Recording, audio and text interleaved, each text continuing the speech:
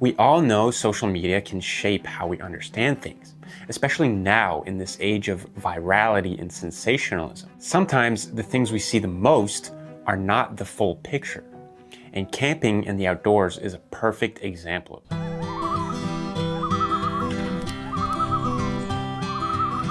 My name is Kai. I'm a psychology student and somebody that's loved the outdoors and camping for my entire life.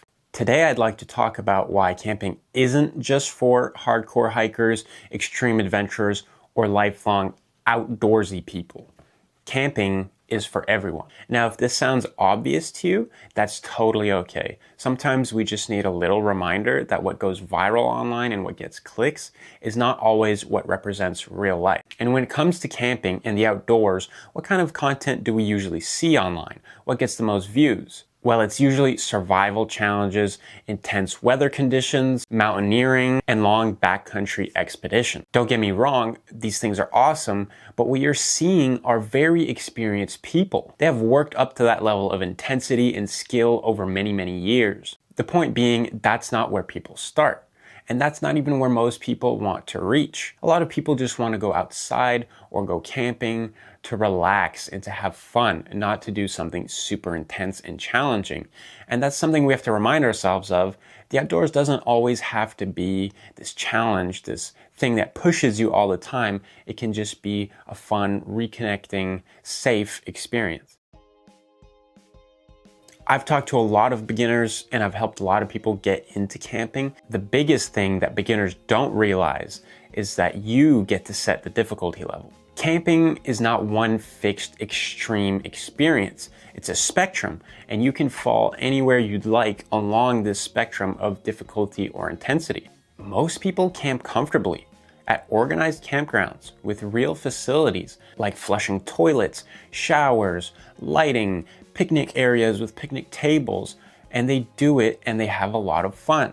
Even I don't always like to go on a backcountry trip. I want something less extreme, and it's still an awesome choice. You get to bring whatever kind of food you want. It's really great.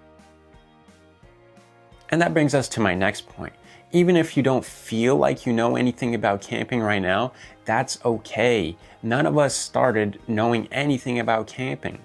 Another thing beginners can forget is just how helpful your own community can be.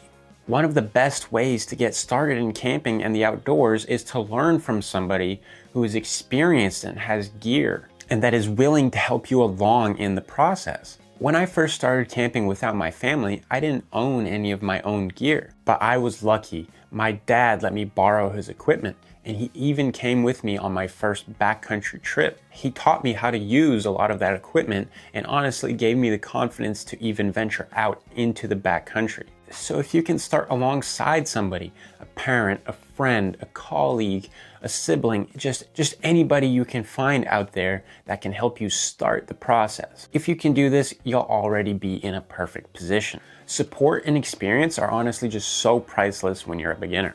Let's not forget that community and shared experiences are a big part of the outdoors as well. Tents are very common, sure, but they're not the only option.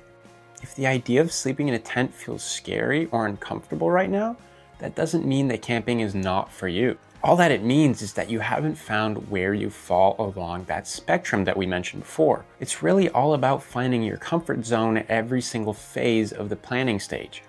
A lot of campgrounds these days offer different kinds of accommodations if you're not ready to sleep in a tent.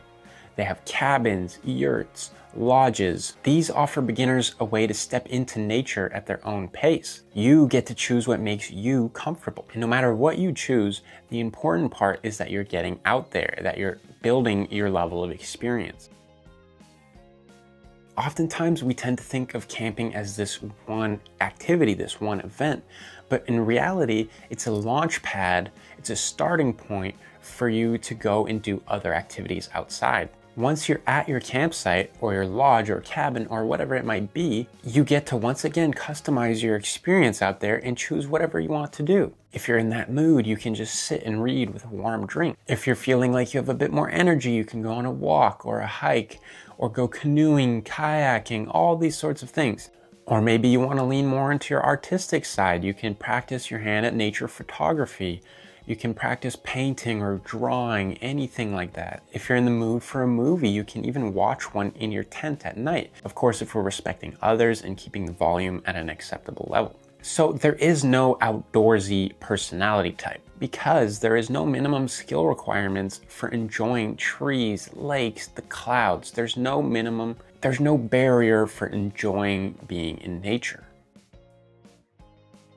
For hundreds of thousands of years, nature has been our home, not just something we visit on the weekends. Humans have evolved outdoors. Our bodies and brains respond to trees, water, fresh air, and wide open spaces. If you feel new to the outdoors or haven't been outside in a long time, that's totally okay. Modern life tends to pull us in 100 different directions. It's not a personal flaw, and it doesn't disqualify you from starting now. There is so much research that shows that time in nature reduces stress, improves mood and sleep, and helps us think more clearly and feel more confident. Those benefits aren't just reserved for expert hikers or survival YouTubers. They're available to everyone. You don't have to earn nature. It's already built into who we are. And camping is one of the easiest, most comfortable ways to step back into it. So just to say it one more time, being outdoorsy isn't a label you're born with. It is a skill set that you collect one tiny win at a time. Every new skill, every small victory is a brick that you stack. And if you make some mistakes along the way, that's not failure. That's just part of the process. Camping doesn't mean you're trying to survive. It means you're trying to learn. So you can start small, start close, start easy, and you can grow from there. If you want to learn more or the wilderness still feels intimidating, hit subscribe and the notification bell because this video will be a first in a series about beginner-friendly camping and outdoor guides. Again, my name is Kai. I hope this reminded you that camping doesn't have to be intense both ways. Nature isn't exclusive, it's adaptable. You set the difficulty, you set the comfort level, and the outdoors meets you where you are. Thank you so much for watching, and I hope your first camping trip, whenever it may be, is your kind of adventure. Have an awesome day, and I'll see you in the next video.